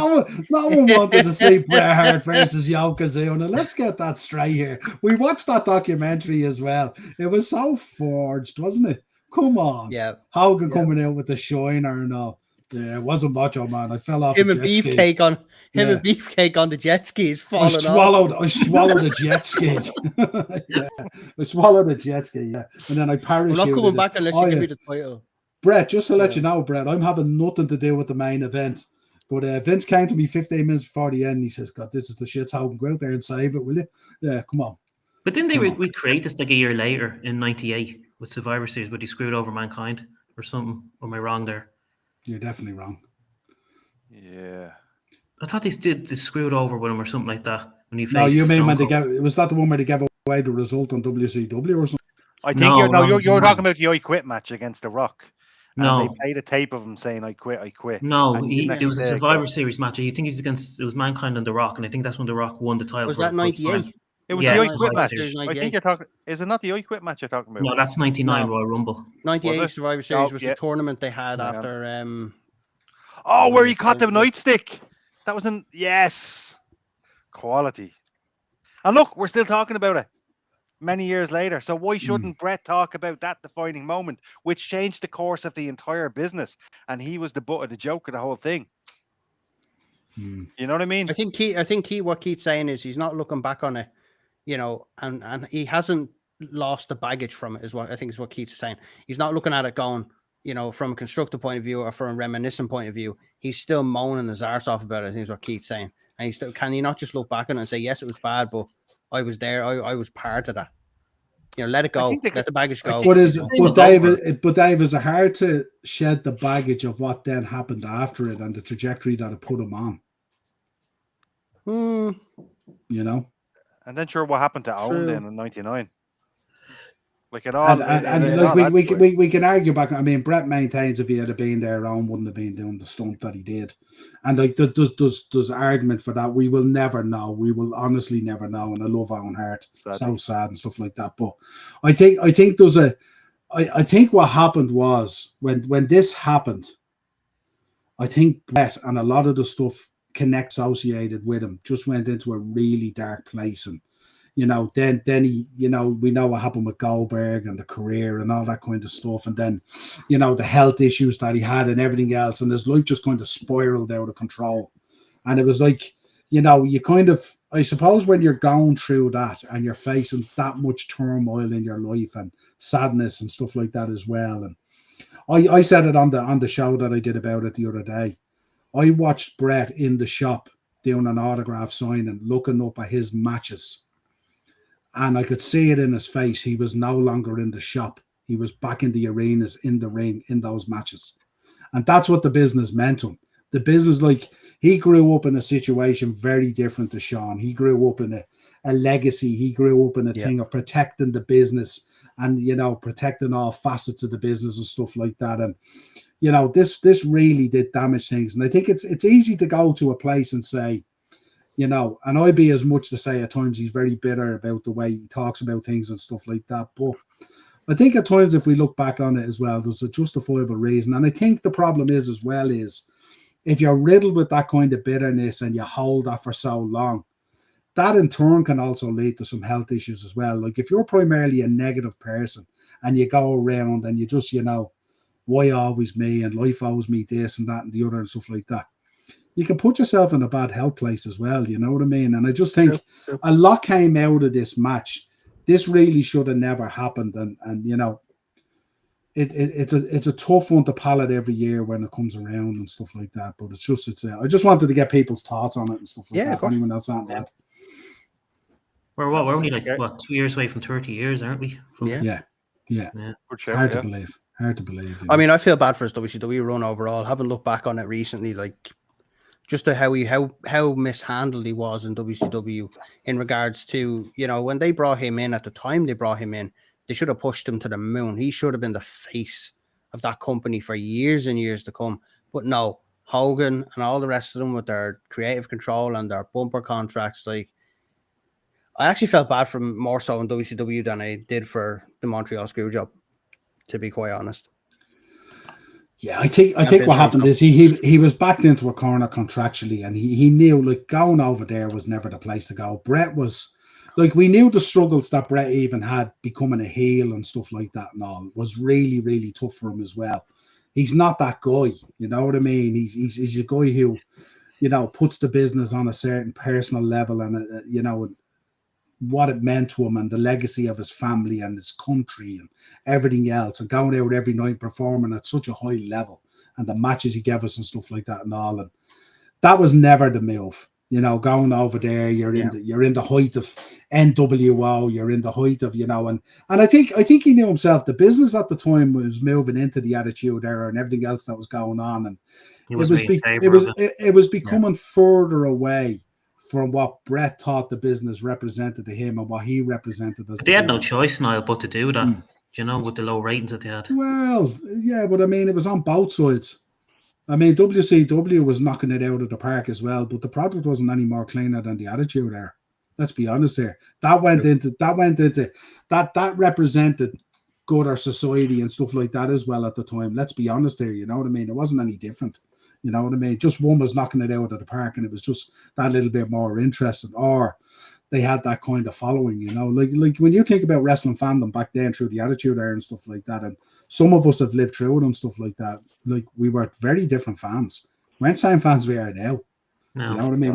We were craving the blood and the guts. We were craving the insults. We were craving all that stuff that went on that now is just, looking back on it, is just utter ridiculousness at times, But yeah, I just want to get everyone's thoughts on it and stuff like that, because it is a very important moment in the calendar every year, and it should be looked at and spoke about and stuff like that and all,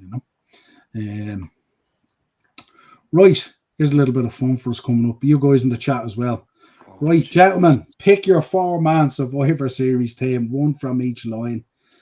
Start off, have a quick look for a minute, and you in the chat, everyone in the chat as well, absolutely do this as well. Have a bit of fun. Tell us who your 4-man Survivor Series team would be from these 12 gentlemen, one from each line. Did you hear what Natty said? She is the first heart to beat the house. Yeah, absolutely, 100%. It was on a podcast. Yeah. What else we got? Look at all the Hart family. Yeah, it's rough. It's I'm going to go already, Niall. I've already picked my 4 from that. Go ahead. Fire away. I'm going to go, right? I'm going to go absolutely bonkers on this one. I'm going to go for I'm going to call my team the Unmovables, right? The immovable objects. Here we go, right?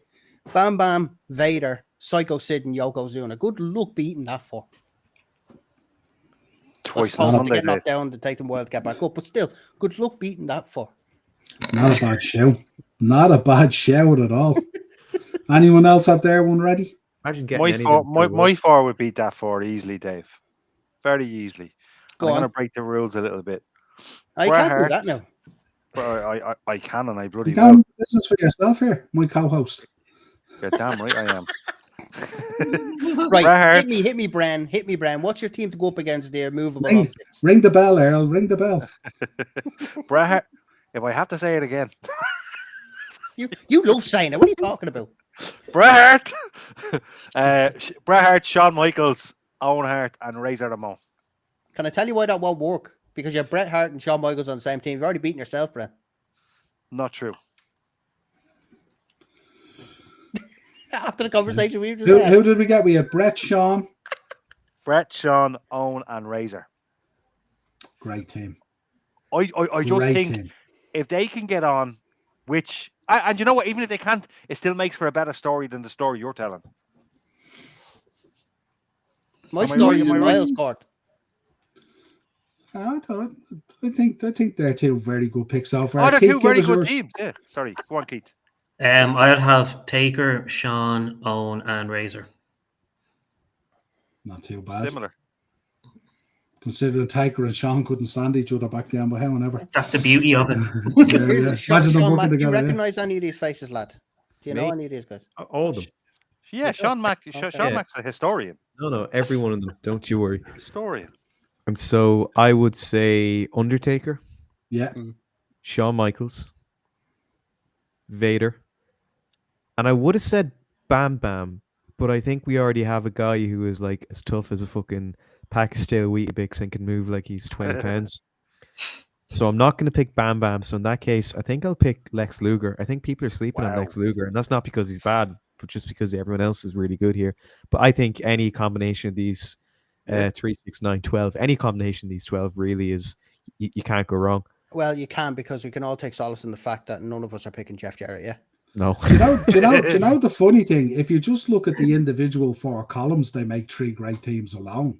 If you Yeah, don't true, even mix yeah. it up, actually. You know, poor That's a old good poor old Double J, he doesn't get a look at. Sean Mac, I've been bigging you up all week on shows about your ECW connections and stuff like that and all, and what we're going to be doing. Yeah. And you went for Lex Luger over Bam Bam Bigelow. That is yeah, ECW sacrilege. Well, there's that, but also Dave picked a very similar team to me, and I didn't want to make it sound like it's very easy for me to make it seem like I don't have one prepared and I just copied Dave's because Dave went before me. I didn't have one. I just Bam. looked at it and went, Yeah. But let it be known, I absolutely adore Bam Bam Bigelow. He's one of the most underrated big men of all time, and his stuff in ECW, especially with Taz and his stuff with Spike Dudley, was taken stellar. way too soon. Can I ask a Yeah. question though? Way Was too there soon. ever a Bam Bam and Yokozuna match? I can't remember. I'm just asking. Not that I'm aware of, but there was a Bam Bam Lawrence Taylor match. I'm sure it was much better. Reggie, you broke the rules there. You can't have Sean and Sid. They're on the same line. It's one from each line. It's like a game of He's bingo. colorblind. Leave him alone. He's colorblind. Yeah. You know what's going on. You can't call bingo and expect to get paid if you don't have all the numbers in a line, you know. Dave Kelly is in. What's Dave going for? Let's see Dave's in. Undertaker, Sid, Owen, and Scott Hall. That's a Richard. decent team as well. Yeah, That's a for good sure. Phenomenal. one. That's a good one. Niall. I went for Brett, Sean. You're going to shock you here now. I love Owen Hart, and I did like Vader, but I went for Diesel, believe it or not. And I know you Oh, wouldn't expect wow. it. And I went for Razor. Yeah, you're gonna have to click on Bret Hart. So yeah. So I wanted them to be. I wanted them to be outnumbered. Yeah, so that's what I went with. So yeah, bit of fun, but yeah, it's good. It's Nice. it's good That's to see. steady. Yeah, it's a bit of fun, and I didn't we'll miss do these them. elimination matches though. I have to say, like the classic ones. The 4-on-4s were great, weren't they? Like they Yeah. just I you know used to what's a love funny- Boss Man and a Came and all, Team Slick and stuff like that. They And were all, it was deadly. great. DiBiase and all and stuff. Yeah. A funny thing is that Survivor Series as a pay-per-view was nearly dropped completely. Vince did, from what I heard, Vince didn't like the idea, and it nearly went onto the chopping board more than a couple of times, and we nearly didn't have Survivor Series. It obviously would have made it But they abandoned every facet of it that we loved. I guess they did. It's Yeah. It's the equivalent of having a Money in the Bank match without a briefcase and without ladders and all. You know what I mean? It's just Hell in a Cell ×2 ring. Like that's all. Yeah. It's Here's an idea. I'm getting stipulation fatigue from War Games the same way I did with Hell in a Cell. Hell in a Cell lost its edge when it became something that happened because it was that time of year. And I think Survivor Series is a big four. And I think all the big fours are eventually going to be 2 nights. Sean, you better enjoy them because according to TKO and Mark Shapiro or whatever his name is, has said to Triple H that the pay-per-views that are on the current calendar are still ones that Vince McMahon created, and they don't want that anymore. Well, Mark Shapiro, they don't want any Vince McMahon pay-per-views on the calendar within the next 5 years. Well, I'm calling get rid of WrestleMania. So are we going to have WWE 315 Reigns versus Rhodes 3? I don't know where they're going to go with it, but I can quote him on that in an interview in the last couple of days. He said it was on the shareholder call. Yeah, let's put it in the think tank because that's big. I didn't know that. And do you know what they also said as well? They also said on that call as well that the ticket prices haven't reached the level that they want them to reach yet. I agree. They're too cheap. Yeah, definitely. I reckon what they're going to do is the big four is going to become the big 13. That's what's going to happen, So there you go. But I will say, presuming TKO can resist ruining every single facet of this company and this promotion, if they were to do a 2-night Survivor Series, I think on night 1 they could do traditional Survivor Series tag matches, and then night 2 they do War Games or something like that. Or maybe just get rid of War Games entirely. Only do it when, just like Hell in a Cell, only when a match needs it. I hate pay-per-views that are named after a match stipulation. It does my absolute nothing. I hated it. I still hate Elimination Chamber. I hated when Hell in a Cell was a named pay-per-view. Because unless you remember TLC and they actually had a chair match. Exactly. Hoxie, a fucking chair match. Unless all the matches are going to be that. Cyber Sunday, Taboo Tuesday. Here. They were okay. Social media is as big as a deal now, even bigger than it was then. They were way ahead of their time, to be fair. They were way ahead. I didn't believe in the vote then on it, and I don't believe in the vote on it now. No. But it's a cool concept. They should bring it back, like with Twitter and everything. Yeah, absolutely. Right, just another quick one here. Pick 6 to attend. Big celebration, just to show I'm not bitter at The Rock or Mankind. I included this as the graphic. There you go. That good Raw is War logo as well. Right, you're having a celebration. 6 wrestlers you can bring from. Don't have to be alive. They can have passed. They can be male. They can be female. Whatever way you want to do it. Give me quick 6 for people who you would invite to your ultimate celebration. Same in the chat. 6 wrestlers you would want to attend your ultimate celebration. I'm torn, Niall, because when you said this to me and you sent this to me, I was like, do I want a celebration of pure and utter insanity and debauchery, or do I want it to be a genuine celebration? Because I'm going to need 2 rosters for this. Well, you're not getting 2. You're only getting 1. Now, Dave, what I did, you're going to have to get a blend. Dave, I took 2 chairs from the sitting room and brought them into the kitchen, and I have a list of 8. So I'll quickly go through them if that's all right. I'll just fly through. Absolutely. I'm sorry, I had to bring 2 chairs in because I was torn as well, and this list could change in the next 15 minutes. What's this list of 8? It says I brought 2 chairs in from the other room. I can't pick 8 numbers tonight for the Euro Millions or the Lotto tomorrow, Rand. You can't just have it your own way all the time. You know what I mean? Right, I'll quickly go through them, right?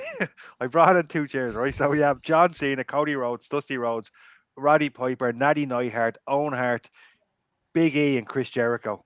There, I brought in 2 chairs. That's all I got, and I'm sorry. I'm sorry. Do you know what I'm feeling like here? I feel like I'm listening to John Moxley backstage talking to me as Brock Lesnar trying to put a match together. No. I want 6. You're not going to get to do what you want to do. I'm going to F5 you in the ring and pin you, and it's over. And don't be ring the bell, Earl. Ring the bell. I don't want pizza cutters or chains or handcuffs or the shield or any of that. I'm just going to bat you in the ring and I'm going to hook the leg and you're going to be happy that you're in the ring with me. All right. Well, I'm going to cut 2 then, right? Very quickly. I'm going to cut... You can't cut Natty because it's Survivor you Series No, week. So we have to keep the heart connection. I wouldn't cut Natty. I'd have to cut Big E and I'd have to cut Cody. I hate to say it. Big E You and cut Cody after the episode we've just had tonight, the first half an hour. You're cutting Cody out of your party. I've met him. Look at you. I've look met at Cody. You. I've met. I've already had dinner with Cody. Yeah. I've met him 5 times. Yeah. You've turned more I times than the heard Big Show has in a year, Bren. Yeah. He's in my phone. Yeah, boy, best pals, so long as you're buying lunch. Yeah, get out of it. Right, who's next? I can tell you mine. Go on, then. So I put down Eddie Guerrero, obviously. I put down The Godfather. Not the good one. No, not the good one. And not the Papa Shango one, no. No. I wonder why, Keith. Go ahead. We have to put You Bear big in. pervert. We have to put Bear in.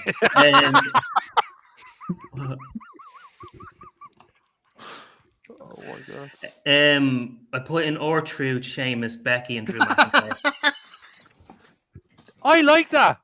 I like that. That's class. That's I really love that good. I plan. actually like the last few. The Godfather, I'm not with you on that, but that's a good list. Keith wants his bit, whether he gets it there or not. The Godfather's in there for a reason. It's the friends that he brings along to the party. This was Keith's way of getting 12 people into a 6-person list without having to name 6. Take notes, Bren. Take notes. He didn't have to bring chairs. Let's just say the train was pulling into Keith's house, his driveway. That's for sure. With Let's the hose, yeah. Oh God. Dave. That's my 6 anyway. Right. I've chosen a path to go down. Right, I'm gonna have Ric Flair. Jesus, you Ric think Flair. Godfather was bad for me? Ric Flair, just hear me out here. Ric Flair, Luke Gallows, right? The 2 alcoholics that set the tone, right? So I've got Ric Flair, Luke Gallows, Mr. Perfect. Gone playing Ride from Hell here. Shout. You gotta keep it interesting. Eddie Guerrero. Shout. Yeah. And you know who else? And this is going to sound like a mad one, but Paul Bearer, I would have there. Do you know what? That's really good. That is I would apart from have Paul Bearer there. Apart from Carl and Luke, 100% with you. I didn't have Carl. I only had You Luke. only had Luke. Oh, I had Ric Flair, Luke, Mr. Perfect. Oh, you mean Festus? Yes. After a few whiskeys, maybe. Yeah, Jesse. Percy Pringle. Percy. Owen Hart, because Owen Hart, because I know he was a big ribber and a big joker, so that could be fun. And the last one, I'm going to say Gorilla Monsoon. Great show. I'd be very worried about Luke Gallows and Owen Hart at the same party in terms of ribbon and shenanigans. God, it'd be off the scale. Exactly. That's what you want in a celebration. You want all of these things, whether it ends well or not, you won't know till you get there. Right. Sean Mack, give it to me. Don't kill me, but I have 2, and one is people I'd actually want, and the other is I just thought of the worst, most disgusting wrestlers in society. That's going to be interesting.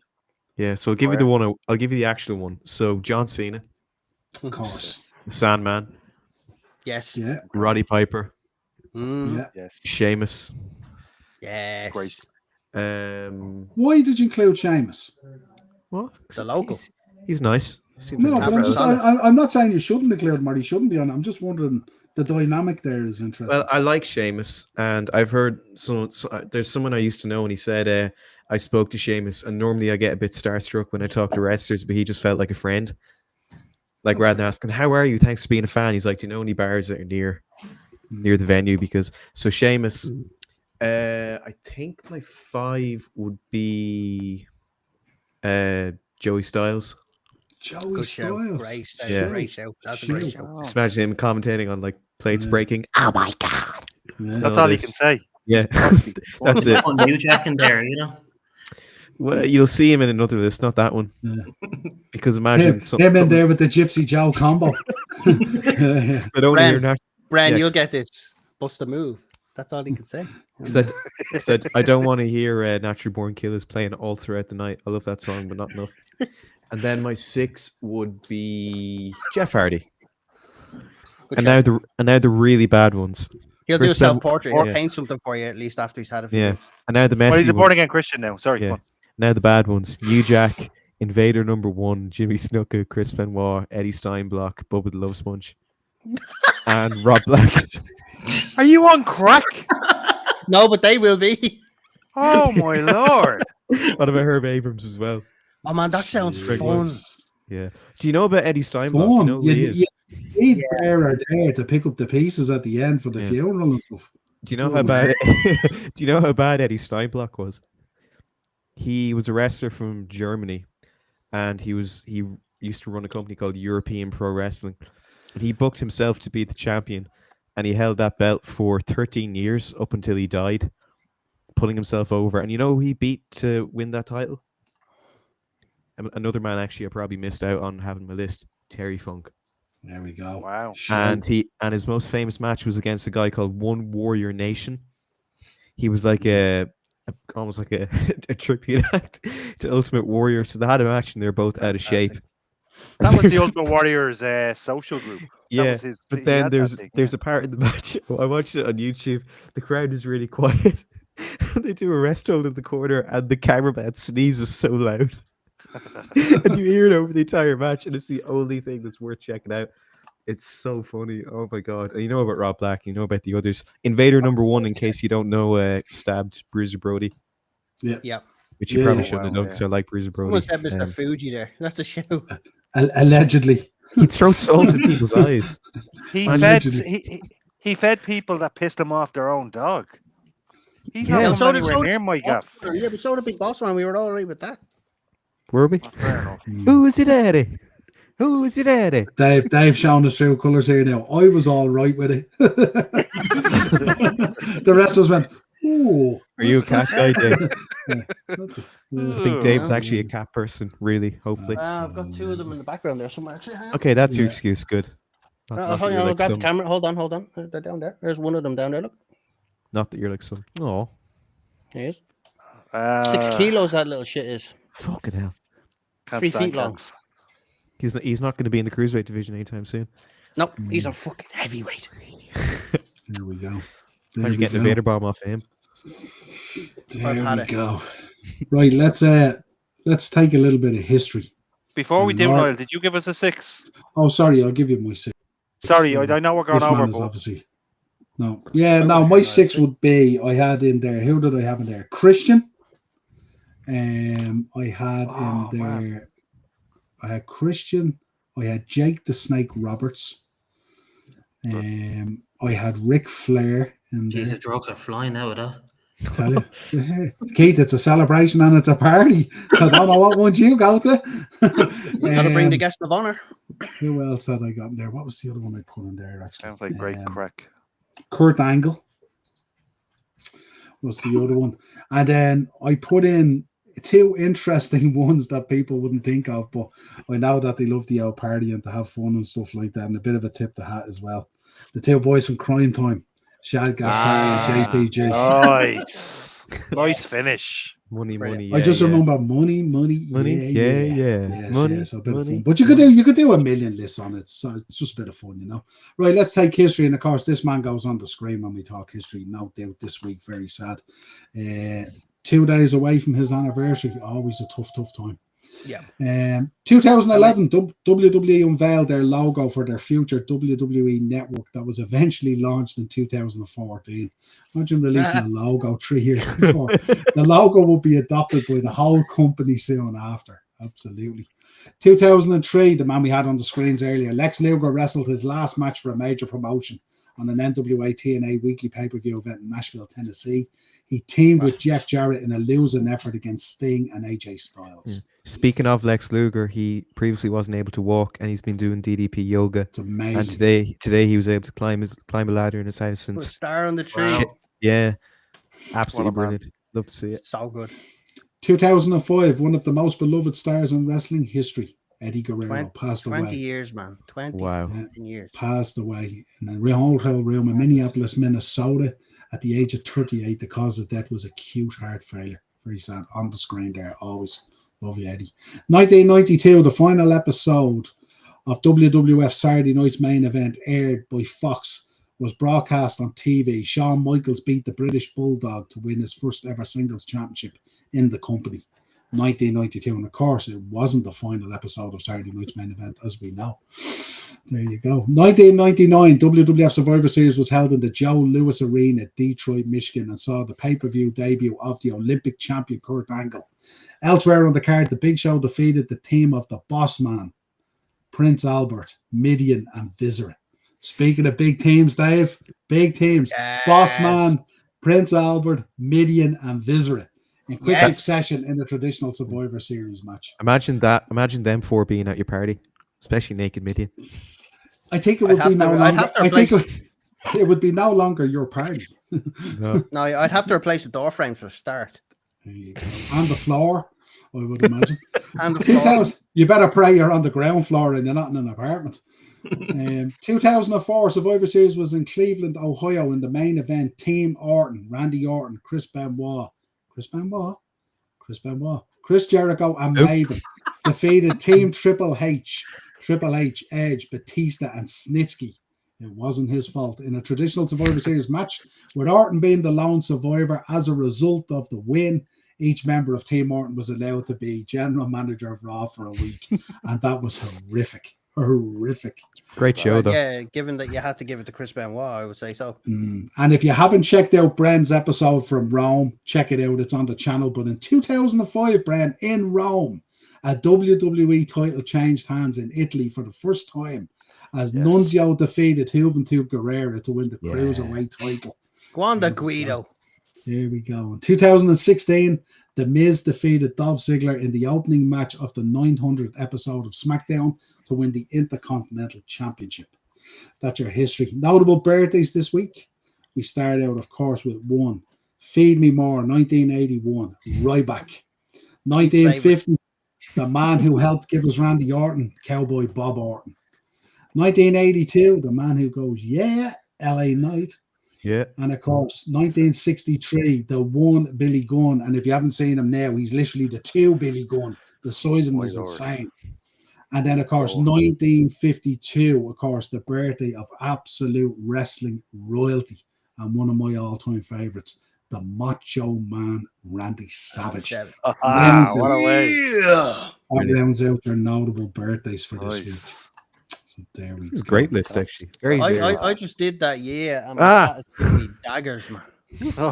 Those are like the Macho Man. There you go. This is very unfair. Making in the middle like that. Should really do this, really. No, that should put Brendan's place, Niall. Put Brendan's place. Put your face back in there. No. Put me in the place. I know where you live, Dave. I had enough ranting tonight. I've given Emma plenty of content for TikTok tonight. That's for sure. Absolutely. And listen, a big shout out to Emma. She'll be back with us next week, no doubt. And if she's listening, Emma, let us know if you need that, and let us know. Yeah. Right, that's it. Subscribe to the channel, hit the bell notification button, and drop a like on the video. I think I'm back on Thursday with Darren. God knows what we're going to talk about because it's international break. But also check out the guys' shows are going up each day and stuff like that as well. You'll see the rhythm of it. Dave will be doing Dynamite again this week. Keith's absolutely doing a stellar job. Sean's going to row in this week. He's going to pick up the oar in the boat as well. Yep. Might get something a little bit ECW flavour, maybe. You will. Hopefully something November to remember. And I was at home and I had a big panic attack because my 2 November to remember DVDs, which are 95 and 99, weren't there. And then I realized they're up here in my dorm. I have them up here, and I have my players, so I'll be rewatching them. I've watched them a long time ago, but I'll have to rewatch to. So you remembered in November where your remembered in November DVDs were, and I Decembered in December. Oh no, I dismembered in December. That's a pay-per-view in itself, isn't it? Remembering where November was, November to remember in December. That's our friend Just Incredible, fresh off his hotel bed. I guarantee. Did you get that? Fresh from Olive Garden. Yeah, and this is, and I'm going to mention this, but one of the biggest upsets in wrestling history: superstar Steve Austin losing the ECW Television Championship to Mikey Whipwreck. Mikey Whipwreck, one of the most unlikely world champs in history. He started off as a member of Ring Crew. He was doing spots just for a bit of crack, and then Paul Heyman picked him up. He made him look like a total loser. Like his song was "Loser" by Beck. He was from Buffalo, New York. He wore like a dragon shirt instead of actual ring gear.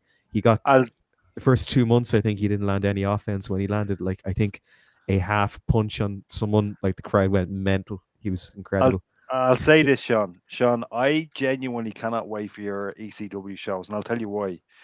I don't know much about ECW. I'm a Fed guy completely, to be honest with you.